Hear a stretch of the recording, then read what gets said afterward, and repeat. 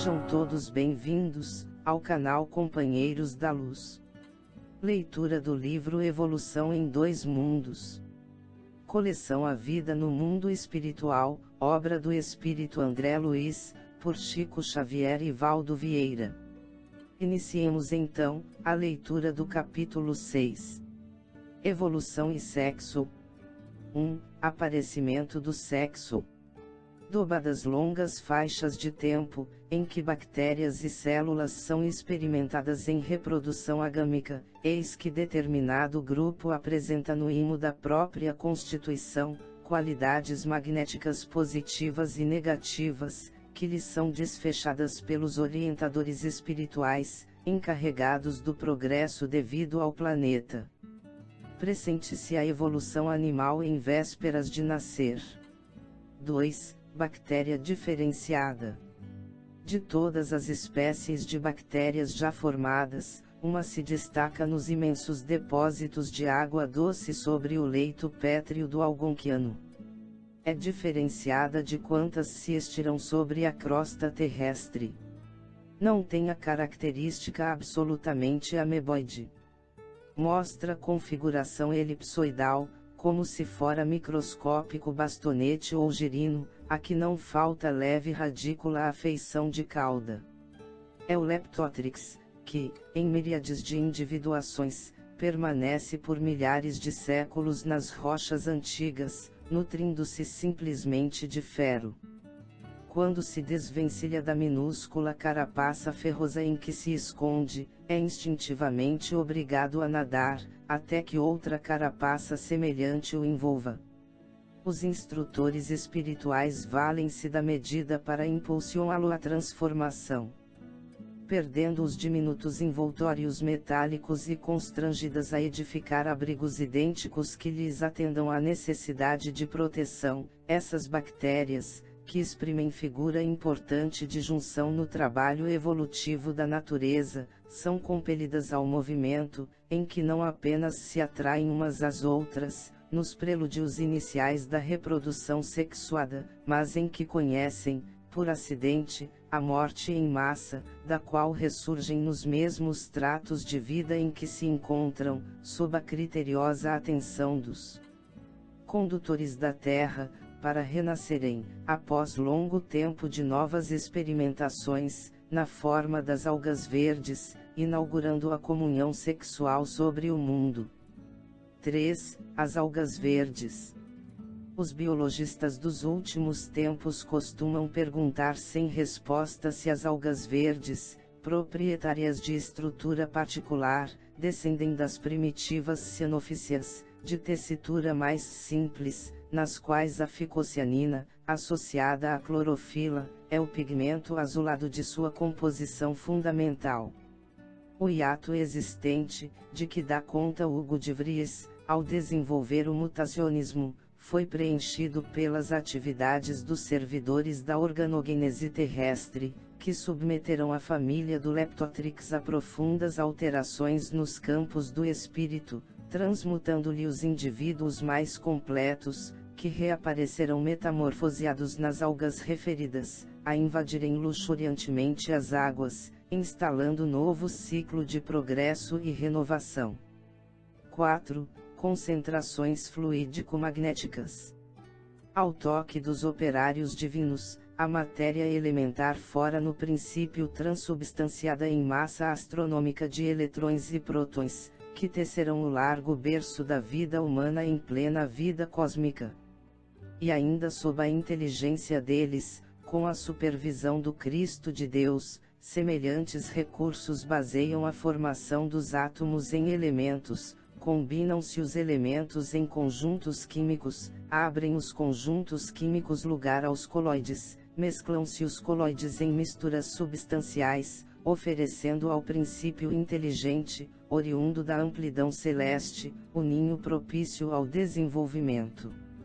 Eras imensas transcorrerão, e esse princípio inteligente, destinado a crescer para a glória da vida, em dois planos distintos de experiência, quando se mostra ativado em constituição mais complexa, recebe desses mesmos arquitetos da sabedoria divina os dons da reprodução mais complexa nos cromossomas, ou concentrações fluídico-magnéticas especiais, a se retratarem, através do tempo, pela reflexão constante, no campo celular, concentrações essas que, por falta de terminologia adequada no dicionário humano, baratearemos, quanto possível, comparando-as aos moldes fabricados para o serviço de fundição na oficina tipográfica.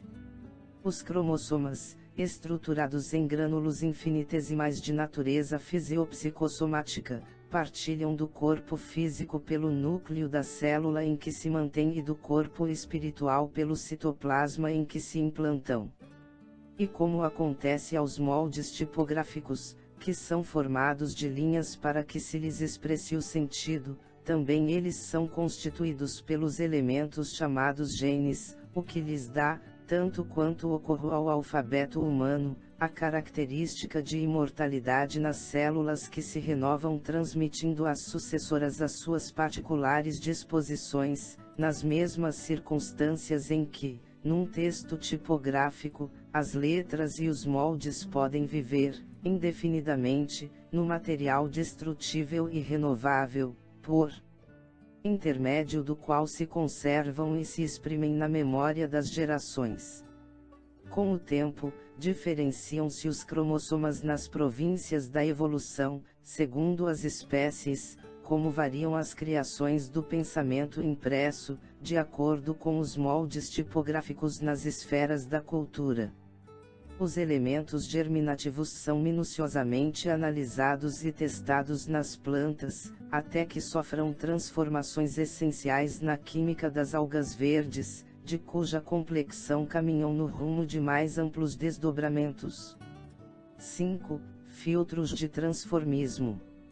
O princípio inteligente é experimentado de modos múltiplos no laboratório da natureza, constituindo-se-lhe, pouco a pouco, a organização físico-espiritual, e traçando-se-lhe entre a terra e o céu a destinação finalista.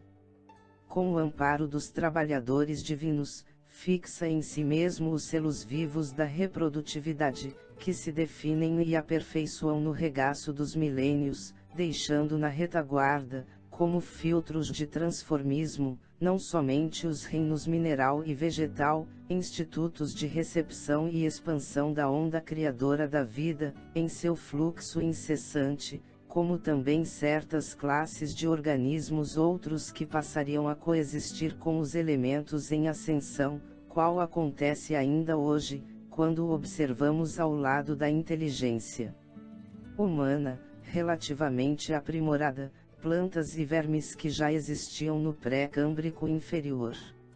Os tecidos germinais sofrem, por milhares de anos, provas continuadas para que se lhes possa aferir o valor e se lhes apure o adestramento. Formas monstruosas aparecem e desaparecem, desde os anelídeos aos animais de grande porte, por séculos e séculos, até que as espécies conseguissem acomodação nos próprios tipos.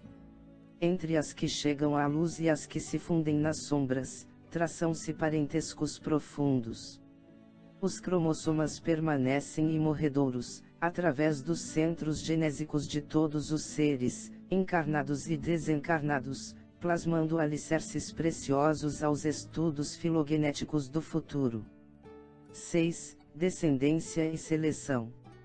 É justo lembrar, no entanto, que os trabalhos gradativos da descendência e da seleção, que encontrariam em Lamarck e Darwin expositores dos mais valiosos, operavam-se em dois planos. As crisálidas de consciência dos reinos inferiores, mergulhadas em campo vibratório diferente pelo fenômeno da morte, justapunham-se às células renascentes que continuavam a servi-las, colhendo elementos de transmutação para a volta à esfera física, pela reencarnação compulsória, sob a orientação das inteligências sublimes que nos sustentam a romagem, circunstância que nos compele a considerar que o transformismo das espécies, como também a constituição de espécies novas, em se ajustando a funções fisiológicas, expansão e herança, baseiam-se no mecanismo e na química do núcleo e do citoplasma, em que as energias fisiopsicossomáticas se reúnem. 7. Genealogia do espírito. Os naturalistas situados no chão do mundo, desde os sacerdotes egípcios, que estudavam a origem da vida planetária em conchas fósseis até os mais eminentes biólogos modernos, atreitos à unilateralidade de observação, compreensivelmente não conseguirão suprir as lacunas existentes no quadro da evolução, não obstante Cuvier, com a anatomia comparada, tenha traçado forma básica sistemática da paleontologia. Em verdade, porém, para não cairmos nas recapitulações incessantes, em torno de apreciações e conclusões que a ciência do mundo tem repetido à saciedade, acrescentaremos simplesmente que as leis da reprodução animal, orientadas pelos instrutores divinos, desde o casulo ferruginoso do Leptotrix, através da retração e expansão da energia nas ocorrências do nascimento e morte da forma, recapitulam ainda hoje, na organização de qualquer veículo humano, na fase embriogênica, a evolução filogenética de todo o reino animal, demonstrando que além da ciência que estuda a gênese das formas, há também uma genealogia do espírito.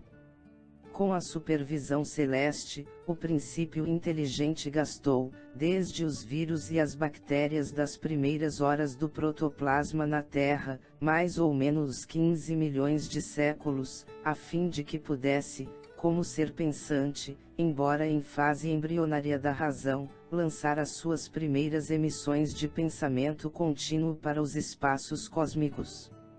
André Luiz. Pedro Leopoldo, 2 de fevereiro de 1958. Chegamos ao final deste capítulo. Não percam o próximo de número 7.